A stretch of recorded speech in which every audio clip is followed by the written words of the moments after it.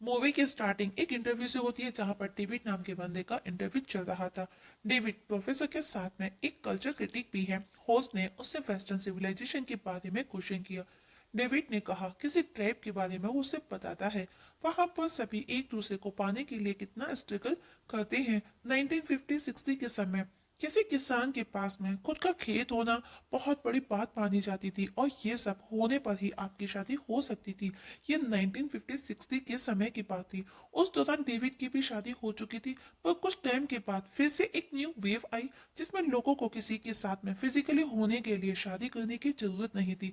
Means नया दौर आया। कहीं ना कहीं डेविड को भी अपनी शादी करने का रिग्रेट था। डेविड का खुद का कहना है कि उसका किसी भी एक चीज से मन नहीं भरता, उसे लाइफ में ठहराव पसंद नहीं था। फिर वो चाहे जगह हो या फिर लड़की। सीन शिफ्ट होता है न्यूयॉर्क सिटी से। डेविड अपनी स्टोरी बताता है। विंडो के पास खड़ा डेविड सोचता है बुढ़ापा कब आ जाता है पता ही नहीं चलता, फिर भी हम अंदर से तो यंग ही फील करते हैं। और बताता है कॉन्सुएला नाम की उसकी एक स्टूडेंट जो बहुत ही ज्यादा खूबसूरत थी। वो सबसे अलग थी, पर कॉलेज में स्ट्रिक्ट रूल थे, मतलब कि स्टूडेंट और प्रोफेसर के बीच में कुछ भी सीन क्रिएट नहीं होना चाहिए। लेकिन डेविड और खूबसूरती के बीच में कभी भी ज्यादा दिनों तक दूरी नहीं रही थी। डेविड को कॉन्सुएला की हर एक चीज यूनिक लगी। उसको देख करके ऐसा लगता था मानो वो किसी लॉ फर्म में काम करती हो। वो उससे बात करने की कोशिश करता है लेकिन वो उससे बात नहीं कर पाता। वो उसके पास जाना चाहता है। डेविड के अपार्टमेंट में पार्टी दिखाई जाती है जहां पर सभी स्टूडेंट्स आए हैं। डेविड हर खूबसूरत लड़की के पास जाकर के बात करता है, पर उसकी नजरें अभी भी कॉन्सुएला पर ही थी।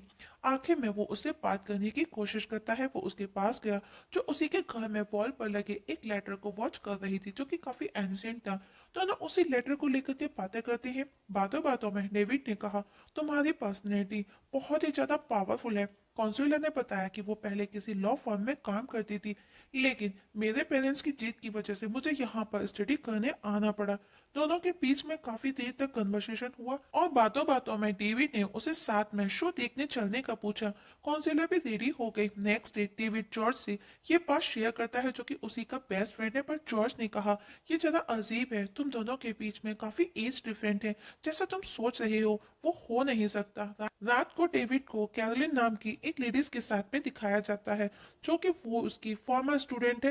वो मोस्टली आउट ऑफ सिटी रहती है बिजनेस की वजह से, लेकिन जब भी वो वापस सिटी में लौटती है तो वो डेविड के पास ही आकर के ठहरती है। पिछले 20 सालों से दोनों की रिलेशनशिप कंटिन्यू चली आ रही है। डेविड मैरिड है, पर उसका सालों पहले डिवोर्स हो चुका है। उसका एक बेटा भी है जो उसकी वाइफ के साथ ही रहता है। 35 साल हो गए हैं, पर उसका बेटा अभी भी उससे नफरत करता है क्योंकि वो उस समय उन्हें छोड़ करके चला गया जब उसकी मदर को और उसको उसकी जरूरत थी। नेक्स्ट डे डेविड कॉन्सुला के साथ में शो देखने गया, पर वहां पर बहुत भीड़ थी, तो अब दोनों डेविड के घर आए। डेविड पियानो बजाता है, उसे अपनी चीजें वगैरह सब कुछ दिखाता है जो भी वो अपने पास रखता है, पर उन सब में कॉन्सुएला को बिल्कुल भी इंटरेस्ट नहीं था। दोनों साथ में बैठ करके डेविड की पेंटिंग्स देखते हैं। उस दौरान डेविड कॉन्सुएला के क्लोज आता है, पर कॉन्सुएला उसमें कोई भी इंटरेस्ट नहीं दिखाती, ना ही वो उसके अगेंस्ट ऑब्जेक्शन करती है। मतलब कि जब वो उसके पास आता है तो वो उसे ना तो रोकती है ना खुद आगे बढ़ती है। नेक्स्ट सीन में हमें वापस से दोनों को एक साथ खड़ा हुआ दिखाया जाता है। डेविड शर्टलेस है, पर कॉन्सुएला अभी भी उसमें इंटरेस्टेड नहीं थी, पर उससे डेविड के पास आने पर भी कोई ऑब्जेक्शन नहीं था। डेविड उसके क्लोज होता है और दोनों इंटीमेट होते हैं। एक डे जब डेविड जॉर्ज को सब बताता है, जॉर्ज ने कहा वो अब तुम्हारे पास कभी भी लौट करके नहीं आएगी, ना ही वो तुम्हें कभी कॉल करेगी। तुम देखना वो तुम्हारा अब कॉलेज में मजाक बनाएगी। पर डेविड ने बताया वो आई, मतलब कि उस दिन के बाद से उन दोनों का अफेयर चालू हो चुका था। डेविड और कॉन्सोला के बीच में लगभग 30 साल का डिफरेंट था, तो जॉर्ज को यकीन नहीं होता उसकी बातों पर कि एक 24 ईयर्स की लड़की डेविड जैसे ओल्ड पर्सन के साथ में रिलेशनशिप कैसे रख सकती है। रात को वापस से कॉन्सोला और डेविड को बेड पर एक साथ दिखाया जाता है। दोनों इंटीमेट होते हैं।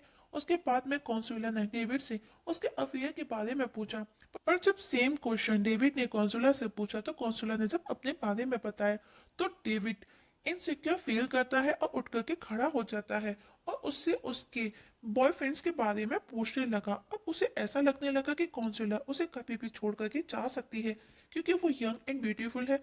उस पर कोई भी फिदा हो सकता है, उसे कभी भी कोई भी परफेक्ट मिल सकता है। मतलब कि परफेक्ट मिल जाने के बाद में वो उसे कभी भी छोड़ करके जा सकती है। जो भी था वो उसे प्यार करता भी था या नहीं, पर फिजिकली वो उसे अपने साथ ही देखना चाहता था। कॉन्सोला के साथ होने के बाद भी डेविड कैरोलिन के साथ भी कंटिन्यू रखता है, पर वो खुद फील करता है कि वो कॉन्सोला को लेकर के सीरियस हो रहा है। एक दिन वो दोनों बीच पर वॉक करते करते बातें करते हैं। कॉन्सोला उसे अपने बचपन के बारे में सब बताती है। डेविड कॉन्सोला को लेकर के ओवर पॉजिटिव हो रहा था और आज पहली बार कॉन्सोला एक्सेप्ट करती है कि वो उसे प्यार करने लगी है। डेविड आज बात तो कुछ और करना चाहता था, पर वो बोल ना सका। एक दिन कॉन्सोला ने कहा वो कल उससे मिल नहीं सकेगी, क्योंकि वो अपने फ्रेंड्स के साथ में पार्टी वगैरह करने वाली है, वो क्लब वगैरह जाने वाली है। पर उसने डेविड को इनवाइट नहीं किया, इवन उसे एड्रेस तक दिया।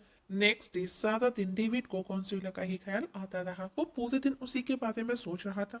उसे लगा कि कहीं वो उसके साथ में चीट तो नहीं कर रही, तो वो चेक करने के लिए उस क्लब में पहुंचा जहां पर कॉन्सुला अपने दोस्तों के साथ में एंजॉय कर रही थी। वहां पर सभी यंगस्टर थे, कोई भी डेविड के एज का नहीं था। सब खाने पीने और डांस करने में बिजी थे। कॉन्सुला भी एक बंदी के साथ में डांस करने में बिजी थी, पर डेविड ने नोटिस किया कि वो उसकी तरफ देख भी नहीं रही। पर अचानक से म्यूजिक ऑफ हुआ, सभी डांस करते करते रुक जाते हैं। डेविड फोन उसके पास लौट करके आया तो उसने पूछा कि क्या वो उस पर शक कर रहा है। उसने बहाना किया, पर कॉन्सुला ने कहा हम ऐसे साथ नहीं रह सकते। यहाँ पर दोनों के बीच में झगड़ा हो गया। नेक्स्ट डे दोनों वापस से मिले, दोनों के बीच में नॉर्मल कन्वर्सेशन हुआ। पर कहीं ना कहीं डेविड के मन में ये सवाल है कि आखिर कॉन्सुला उसके साथ क्यों है। उसे समझ नहीं आता, क्योंकि वो उससे कहीं ज्यादा ब्यूटीफुल और यंग है। कैरोलिन के साथ भी अभी भी उसकी रिलेशनशिप कंटिन्यू है। वो उसके लिए एक ऐसी दोस्त थी जिसे वो कभी भी छोड़ नहीं सकता था। दोनों 20 साल से साथ थे, लेकिन आज रात उसे डेविड के घर में कॉन्सुलर का टेम्पो मिला तो वो उस पर गुस्सा करती है, क्योंकि उसने 20 सालों में डेविड को वो दिया जो कोई भी लेडी बिना किसी रिलेशन या फिर शादी के उसे दे नहीं सकती थी, जिसके बदले वो सिर्फ ऑनेस्ट रहना चाहती थी। पर डेविड ने अपने दोस्त जॉर्ज का कहा कि उसके रूम की चाबी उसके दोस्त जॉर्ज के पास भी रहती है, जो कि अक्सर लड़कियों को लेकर के उसके रूम में आता है। मतलब कि डेविड आज जॉर्ज का नाम लेकर के बच गया। कैरोलिन को कहीं ना कहीं उस पर डाउट था, उसको यकीन नहीं होता। एक दिन कॉन्सुला ने जॉर्ज को एक लड़की के साथ मार्केट में देखा तो वो उसे गलत लगा, क्योंकि जॉर्ज की अपनी फैमिली है, उसके बच्चे हैं। लेकिन डेविड ने कहा कि शायद वो दोनों बस दोस्त हो। मतलब कि कॉन्सुला को आज समझ में आ गया था कि डेविड के लिए कमिटमेंट करना कितना हार्ड है। उसने डेविड को ग्रेजुएशन पार्टी में इनवाइट किया, जहां पर उसके पेरेंट्स भी आने वाले हैं।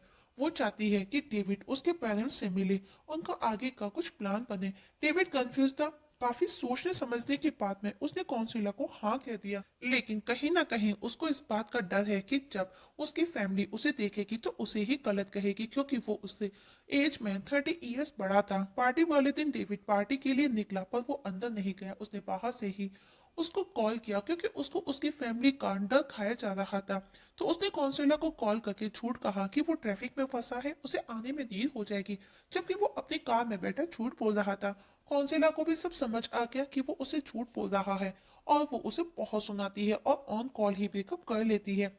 इस सब से डेविड अपसेट था। उस रात उसका बेटा भी उसके पास आकर के अपनी गर्लफ्रेंड के बारे में बताता है, जबकि वो ऑलरेडी मैरिड है। डेविड भी डिस्टर्ब था, और दोनों बाप बेटे के बीच में पहले भी अच्छे रिलेशन नहीं थे, तो दोनों के बीच में वापस से आर्ग्यूमेंट हो जाता है। डेविड अब इस बात से और ज्यादा डिस्टर्ब हो चुका था, तो जॉर्ज उसके पास आया। उसने उसे समझाया और मूव ऑन करने का कहा, और वो उसे अपने साथ एक पोइट्री कॉन्फ्रेंस में लेकर के आया, जहां पर आज उसको कोई अवार्ड मिलने वाला था। लेकिन अचानक से जॉर्ज जैसे ही स्टेज पर खड़ा होता है, स्ट्रोक आ गया और उसकी डेथ हो गई। अपने दोस्त को खो देने के बाद में कॉन्सुला को खोना डेविड के लिए बहुत ही ज्यादा हार्ड था। अब वो कैरोलिन से मिलता है। दोनों के बीच में अपनी अपनी लाइफ को लेकर के ढेर सारी बातें होती है, क्योंकि दोनों ही अपनी अपनी लाइफ में अकेले थे। दोनों को सिर्फ एक दूसरे का सहारा था। कैरोलिन को तो कभी कभी फिजिकली नीड को पूरा करने के लिए भी पे करना पड़ता था। अब मूवी में डायरेक्टली आफ्टर 2 इयर्स दिखाया जाता है। डेविड भी लाइफ में आगे बढ़ चुका था, पर आज भी वो कॉन्सुला को भूला नहीं। वो उसे हर दिन मिस करता था। एक दिन अचानक से उसे उसका मैसेज आया, वो उससे कुछ बात करना चाहती है। मैसेज को देख करके डेविड बहुत खुश था, लेकिन उसे कहीं ना कहीं डर भी था कि उसकी लाइफ में वो क्या कर रही होगी, तो वो उसे अवॉइड करता है। पर एक दिन वो डायरेक्टली उसे कॉल करती है। डेविड रिसीव करता है तो उसे पता चला कि वो उसके घर के बाहर खड़ी है। डेविड उसे घर के अंदर लाया और उसे पता चला कि उसको ब्रेस्ट कैंसर है। यह सुनकर के डेविड को उसके लिए बहुत बुरा लगा और वो बहुत रोया। कौंसुलर ने कहा, तुम अक्सर कहते थे तुम खुद को बूढ़ा बोलते थे, पर आज देखो मेरा तुमसे भी बुरा हाल है।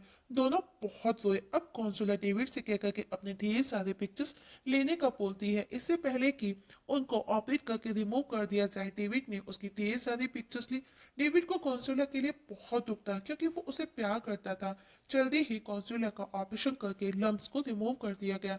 डेविड उसके पास आया, उसने उसे किस किया। इसके बाद में दोनों लाइफ को एक साथ स्पेंड करते हैं।